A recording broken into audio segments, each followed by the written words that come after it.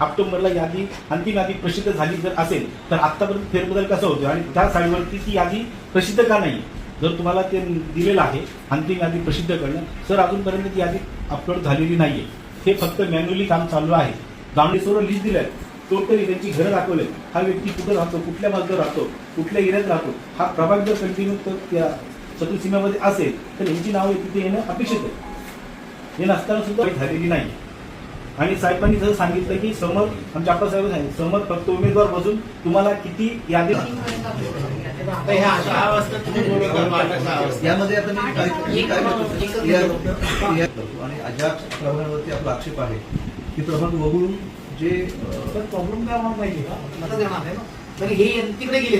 हो वेगवेगळ्या ठिकाणी घालवलेत त्या लोकांनी ना. याच्यामध्ये काय करायला काय केलंय तुम्हाला सांगतो की आधी पहिल्यासारखं राहिलं सॉफ्टवेअर आणि याच्यामुळे त्याला टॅली कसं करावं ना ते टॅली केलेलं एवढं कोणी काही त्या दोन गोष्टी आहेत त्याच्यामध्ये.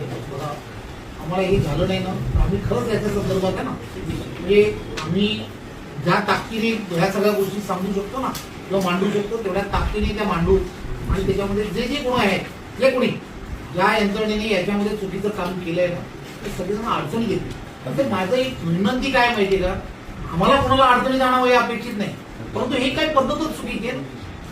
आपण ज्या वेळेला एका प्रशासनाचा एक भाग म्हणून ज्यावेळेला काम करतो त्याला हे आता करणं काही एकदमच चुकीचं आहे 100%. तर मी कॅरीवर करून ते चेंजेस आम्ही करू आणि त्यानंतरच आमची यादी प्रसिद्ध करू. 800 नाव वाढवण्यात आले. म्हणजे जे 8,650 वोटर होते ते काल गेले 9,200ला.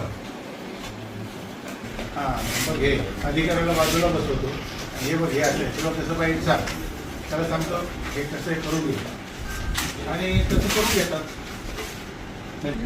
डायरेक्ट यादी नका करू ना त्याच्यामध्ये दोन्ही मतदारसंघ एकत्र असल्यामुळे त्याच्यामध्ये कुठल्या वाटा टाकलेत काय टाकलेत ते कळत नाही. बघा स्थलांतरितचा शिक्का दिलाय फक्त आणि 10 वेळा ज्यावेळेस 30 तारखेला बी अंतिम यादी निघली त्यावेळेसही आम्ही आलो, परत 7 तारखेला बूथनिहाय यादी निघली त्यावेळेसही आलो, परत त्यानंतर तुमच्याकडे मी परत आले, तुम्ही बसले ज्या दिवशी संडे होता ते शनिवार होता त्या दिवशी आणि इथे याद्या पाहायला ठेवल्या होत्या कोणाची नावं काय ते बघा शिकते, तर आम्ही सगळे बघितले तुमच्याकडे आले.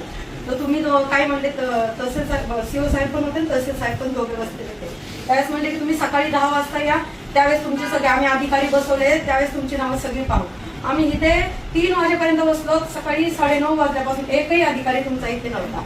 त्यांना आम्ही ज्यांनी आमच्याकडे आम्ही घरं दाखवली फिरून 750 नावांची, प्रत्येकाचं आधार कार्ड दिलं यांना, तरी ती नावं आमच्या वाटात नाही आणि दुसऱ्यांच्या वाटात नावं ठेवले.